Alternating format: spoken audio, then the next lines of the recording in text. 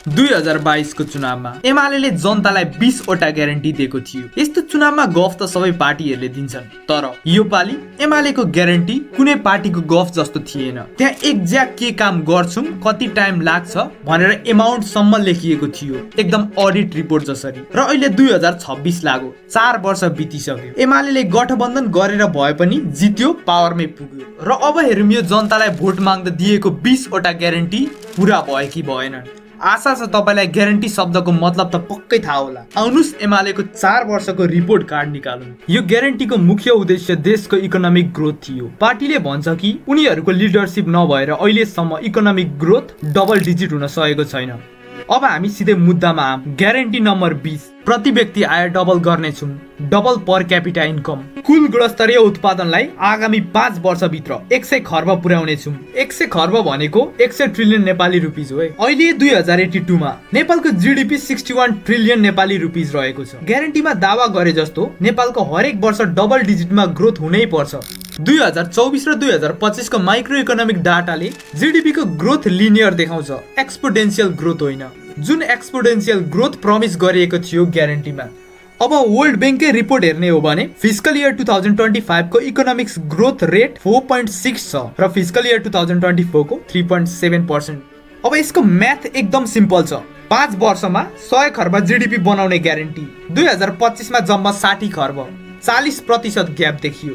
10% भन्दा धेरै जीडीपी बढाउने ग्यारेन्टी, 2025 मा जम्मा 4.6% बढ्यो, 5.4% ग्याप देखियो।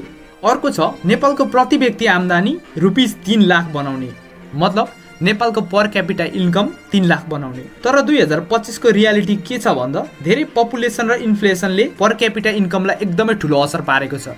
अहिलेको अवस्थामा पर क्यापिटल इन्कम नेपालको लगभग 1,90,000 देखि 2 लाख जति छ। महिनाको 15,000 देखि 16,000 र दिनको 520 देखि 550 एभरेजमा। रियालिटीमा यो पार्टीले गरेको प्रमिस भन्दा हामी जनताहरू 1 लाख पर क्यापिटा इन्कमले पछाडि छौं। अर्को ग्यारेन्टी नम्बर 4 हेरौँ, मेड इन नेपाल क्याम्पेन, जसको मेन उद्देश्य हो 5 वर्षभित्र एग्रिकल्चर गुड्सको इम्पोर्टलाई बन्द गर्ने। मतलब स्वदेशमा उत्पादन हुने खाद्यान्न वस्तु, जुत्ता, औषधि, सिमेन्ट जस्तो वस्तुहरूको उद्योगमा प्रोत्साहन गरेर यही उत्पादन गर्ने। तर अहिलेको रियालिटी ट्रेड डेफिसिट सानो हुनुभन्दा झन् ठुलो भयो। हाम्रो जम्मा पेट्रोलियम इम्पोर्टले नै नेपालको टोटल एक्सपोर्ट अर्निङलाई ओभरटेक गर्यो 2025 मा। मतलब हामी टोटल हाम्रो देशदेखि जति एक्सपोर्ट गर्दैछौँ, जति पैसाको एक्सपोर्ट गर्दैछौँ, त्यति पैसाको त मात्र हामी तेल किन्दैछौँ। यो ग्यारेन्टीमा इन्डस्ट्रियलाइजेसनको एकदमै ठुलो भूमिका रहेको छ। भिजन थियो रेमिटेन्स बेस्ड इकोनोमीबाट प्रोडक्सन बेस्ड इकोनोमीमा ट्रान्सफर गर्ने। ग्यारेन्टीको प्रमिस थियो इन्डस्ट्रियल जोन सबै 7 वटै प्रोभिन्समा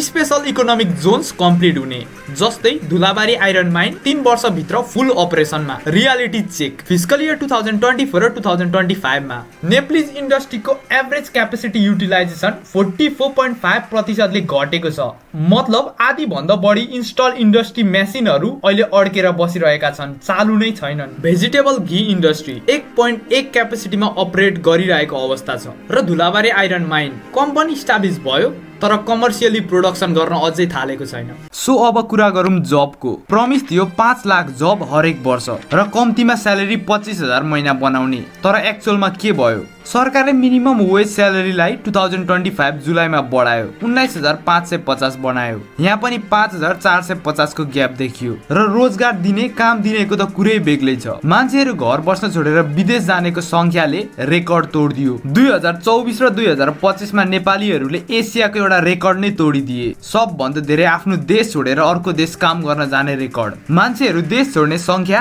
100% ले नै बढ्यो 2019 भन्दा। मतलब 2019 मा जति मान्छे विदेश गएका थिए 2024 मा त्यसको ठ्याक्कै डबल मान्छे गए। नेपालको अनइम्प्लोइमेन्ट रेट 10.7% पुगेको छ। अझै युथ अनइम्प्लोइमेन्टको अझै धेरै। र अब कुरा गरौँ इन्फ्रास्ट्रक्चरको। ठुला ठुला प्रोजेक्ट जसको सबैलाई इन्तजार थियो। गौतम बुद्ध र पोखरा एयरपोर्टलाई आफ्नो फुल क्यापेसिटीमा अपरेट गराउने गराउने जहाँदेखि 2.5 मिलियन टुरिस्ट ल्याउने हरेक वर्ष। र के यो काम भयो त अहिले 4 वर्षपछि? भैरवा र पोखरा एयरपोर्ट, मान्छेहरूले यो एयरपोर्टलाई भूत एयरपोर्ट भन्छन्, घोस्ट एयरपोर्ट। आफ्नो क्षमता भन्दा आधीको आधी क्यापेसिटीमा अपरेट गर्नु परिरहेको छ। 2025 सम्म टुरिस्टहरू आउने संख्या त बढ्यो, 1.15 मिलियन चाहिँ भयो, तर ग्यारेन्टीमा 2.5 मिलियन टुरिस्ट ल्याउने भनेको टार्गेट चाहिँ आधी पनि पुगेन। अब हामी रेलवेमा, ट्रेनमा इस्ट वेस्ट रेलवे पुरै तरिकादेखि प्यारालाइज भएको छ जग्गा बाडफाडको झमेलाले गर्दा। झापाको काकरभिट्टादेखि सञ्चरेको इन्द्रुवासम्म 5400 परिवारको जग्गा अड्किरहेको छ यो रेलवेले गर्दा। न आफ्नो जग्गा भएको छ न सरकारको भएको छ,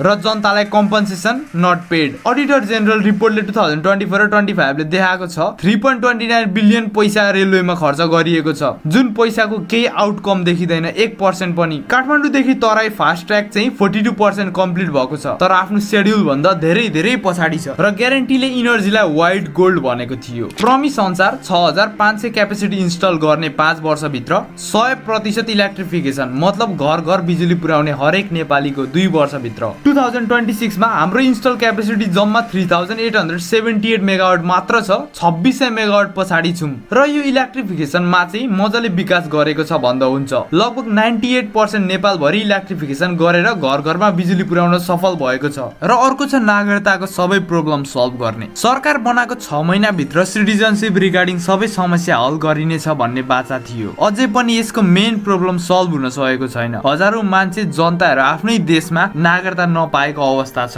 अर्को थियो डिजिटल नेपाल बनाउने। 5G नेपाल भरि कमर्सियली लन्च हुनदेखि धेरैचोटि पोस्टपोन भयो, तर अनलाइन पेमेन्ट, अनलाइन फर्म र नागरिक एपहरुमा धेरै प्रोग्रेस भएको देख्न सकिन्छ।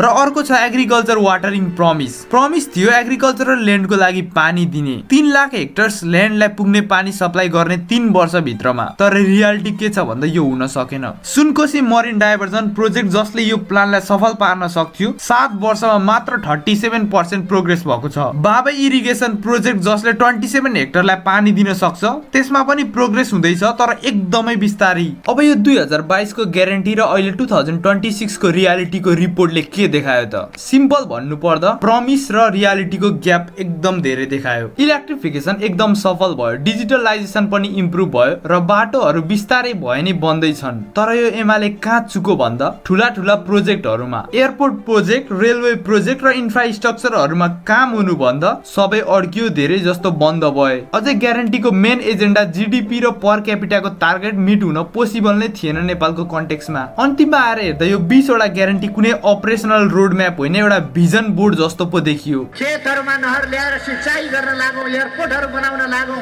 रेल बनाउन लागौं। उनीहरूको प्रमिस र रियालिटीको ग्याप अति धेरै थियो। पार्टीले रोड, इलेक्ट्रिसिटी जस्तोमा थोरै प्रोग्रेस गर्यो, तर इकोनोमिक ग्रोथ, इन्डस्ट्रियलाइजेसन, इन्कम डबलहरुमा केही काम गर्नै सकेन। अहिले युवाहरू नम्बर तोड हिसाबमा विदेश गइरहेका छन्। कोही तपाईको छोरा होला, कोही तपाईको छिमेकी, कोही तपाईको साथी। अलिकति पैसाको लागि अर्काको देश बनाउनु परिरहेको अवस्था छ। यो पालि तपाईको एक भोटले निकै ठुलो असर देखाउनेछ। न त इमोसनल भएर, न त जात हेरेर, न त रङ हेरेर, न त सुन्दा राम्रो लाग्ने ठुला गफ सुनेर भोट दिनु होला। यो पालि मान्छे हेरेर भोट दिनु होला।